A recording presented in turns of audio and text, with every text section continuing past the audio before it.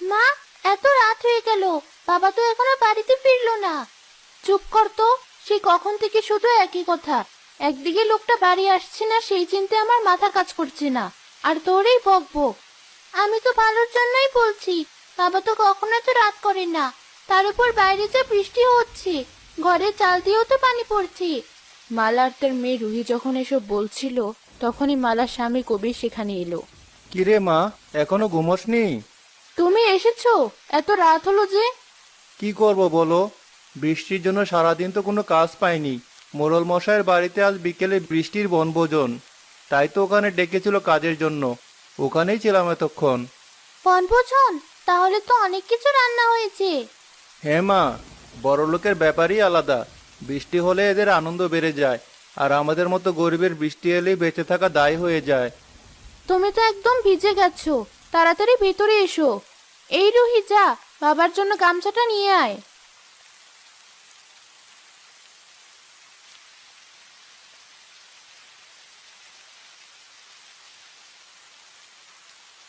কবে যে এই বৃষ্টি দূর হবে, তারপর শান্তি। বললে মোড়ল মশাই বাড়িতে ডেকেছিল, পয়সা টয়সা কিছু দিলো? আর পয়সা? ওনারা তো এখন বৃষ্টি নিয়ে আনন্দ করায় ব্যস্ত। আমাদের মতো গরিবের কথা ভাবার সময় কি আছে ওনাদের? তাই বলে পয়সা ছাড়াই বৃষ্টিতে না খাইয়ে তোমাকে দিয়ে এত কাজ করিয়ে নিল? বাদ দাও তো, দেখি কাল সকালে যাব একবার, যদি পয়সা দেয়। আচ্ছা, এখন আর ওসব ভাবতে হবে না। তুমি বরং রুহির ঘরে গিয়ে একটু বিশ্রাম করো। আমাদের ঘরে তো থাকার জো নেই, চাল ফুটো হয়ে পানি পড়ছে। কপালে যাদের ফুটো, তাদের আর চাল ফুটো হয়ে কি হবে? যাও, আমার জন্য ভাত নিয়ে এসো।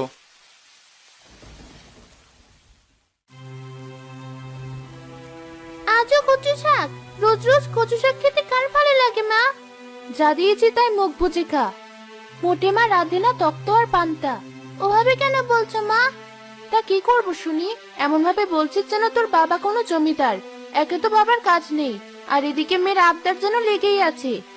ওকে বকছো কেন? সবই আমার পুরা কপাল। কোথায় ভেবেছিলাম এবার বর্ষার আগে ঘরটা ঠিক করাবো, মাঠে কাজ করে কিছু টাকা গোছাবো। কিছুই হলো না। বুঝলে বউ, গরিবের স্বপ্ন দেখাটাই পাপ। কাঁদছো কেন? দেখো সব ঠিক হয়ে যাবে। না বউ, এসব আর কখনো ঠিক হবে না। গরিবের কপাল কখনো ঠিক হয় না। দেখি কাল সকালে মোড়ল সাহেবের কাছে গিয়ে যদি কিছু পয়সা পাই। তুমি কষ্ট পেও না বাবা, আমি কচু শাক দিয়ে ভাত খাচ্ছি। লক্ষ্মী মা আমার। দাঁড়া মা, যদি কাল কিছু টাকা পাই, তাহলে তোর জন্য বাজার থেকে মাছ কিনে আনবো। আজকের মতো একটু কষ্ট করে খেয়ে নে। কবির খাওয়া শুরু করলো। খাওয়া দাওয়া শেষ করে তারা সবাই ঘুমিয়ে পড়লো।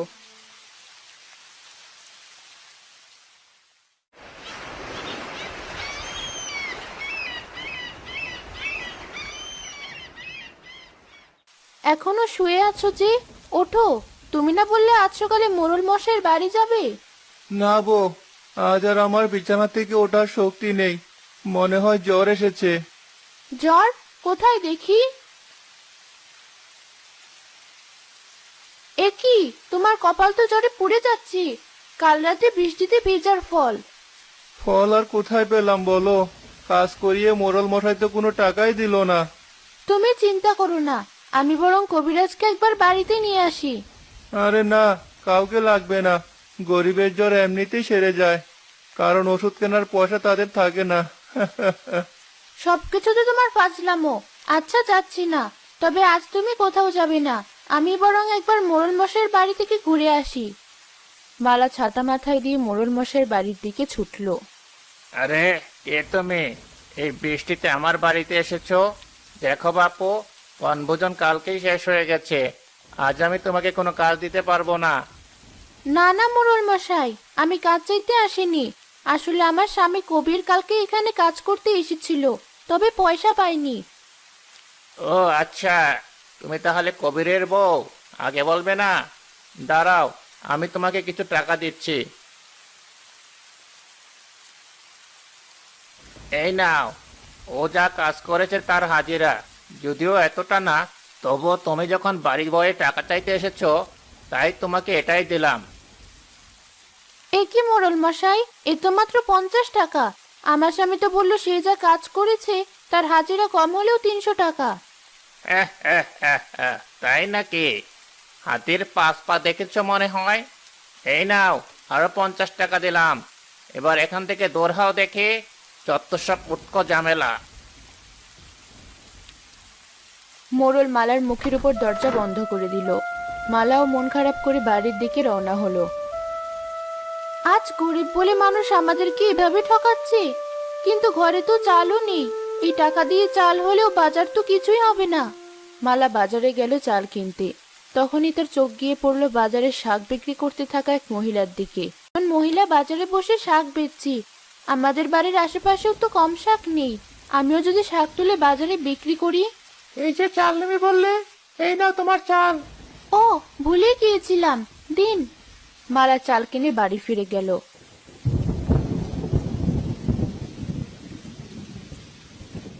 আর সবটা কবিরকে খুলে বলল।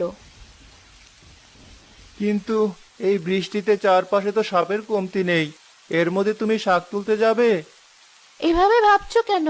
আমি তো বাড়ির জন্য শাক তুলি, তখন না হয় একটু বেশি করেই তুলবো। এতে যদি কিছু টাকা আসে হাতে, ক্ষতি কি? হ্যাঁ বাবা, মা তো ঠিক কথাই বলেছি।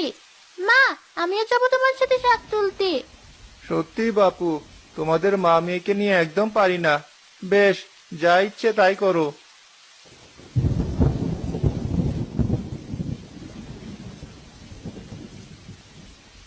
আজ তোমার শরীরটা কেমন? কালকের চেয়ে ভালো। দেখি আজ একবার মাটি গিয়ে ঘুরে আসি, যদি কোনো কাজ পাই। না না, এই বৃষ্টিতে তোমাকে আর কোথাও বাইরে যেতে হবে না। জ্বরটা তো সবেমাত্র কমলো, এখন বাইরে গেলে আবারও জ্বর আসবে। তাই বলে কতদিন আর এভাবে ঘরে শুয়ে বসে থাকবো? এমন করলে পেট চলবে কি করে? ওসব নিয়ে তোমার ভাবতে হবে না।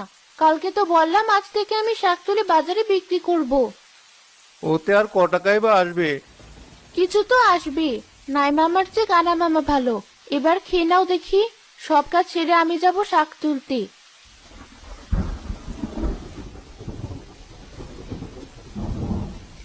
ওই তো, ওখানে অনেকগুলো কচু শাক আছে। আমি বরং ওখান থেকে শাক তুলে আনি। মালা অনেকটা শাক তুলে বাজারের দিকে রওনা হলো। কিন্তু সারাদিন কেটে গেলেও তার একটা শাকও বিক্রি হলো না। সে কখন থেকে শাক নিয়ে বসে আছি, অথচ একটা শাকও বিক্রি হলো না। এই শূন্য হাতে আমি কি করে বাড়ি ফিরবো? মালা যখন এসব ভেবে মন খারাপ করছিল, তখনই তার প্রতিবেশী মকবুল সেখানে এলো। এ কি মালা ভাবি, আপনি এখানে?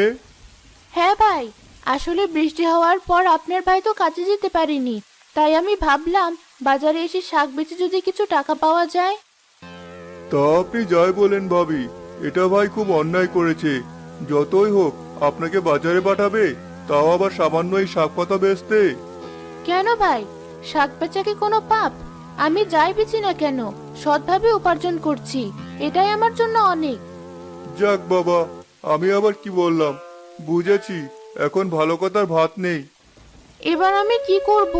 অভাব তো আমাদের সংসারে আগেই ছিল, কিন্তু এই বৃষ্টি এসে আমাদের জীবন তো ধ্বংস করে দিল। ভেবেছিলাম শাক বেচে যদি কিছু টাকা পাই, কিন্তু তাতেও তো কিছু হলো না।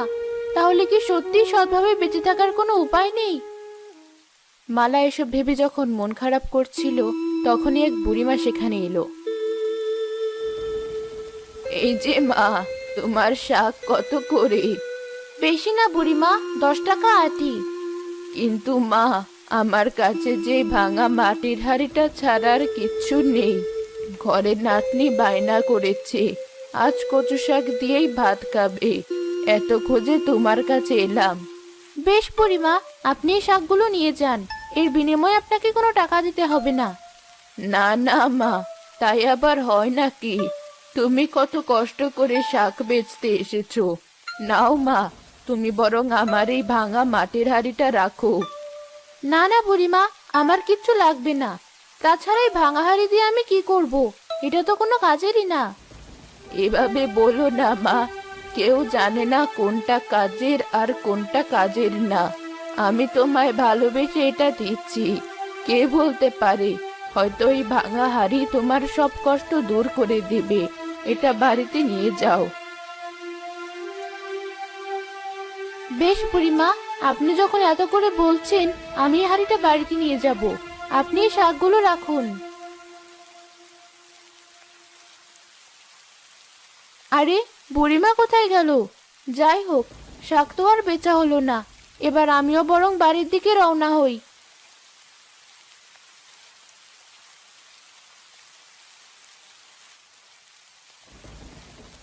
মা, তুমি চলে এসেছো? সব শাক বিক্রি হয়ে গেছে? না মা, কোনো শাকই বিক্রি হয়নি। এজন্যই বলেছিলাম তোমাকে যেতে হবে না, শুনলে না তো কথা। কি আর করব বলো, সবই আমাদের কপাল। যতদিন এই বৃষ্টি আছে ততদিন আর আমাদের গরিবের শান্তি নেই। কিন্তু বাজারে এক বুড়িমা এসেছিল, তাকে আমি এমনিতেই শাক দিয়েছি, আর সে আমাকে ভালোবেসে একটা ভাঙা মাটির হাঁড়ি দিয়েছে। মাটির হাড়ি? আর তুমি সেটা বাড়ি নিয়ে এসেছো? কি আর করব, বুড়িমা এত ভালোবেসে দিল যে না করতে পারলাম না। কোথায় সেই হাঁড়িটা? এই তো, এই ব্যাগে আছে।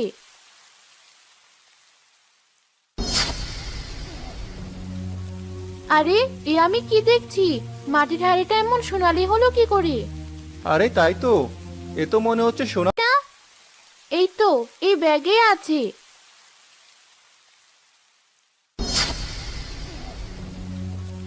আরে, এ আমি কি দেখছি?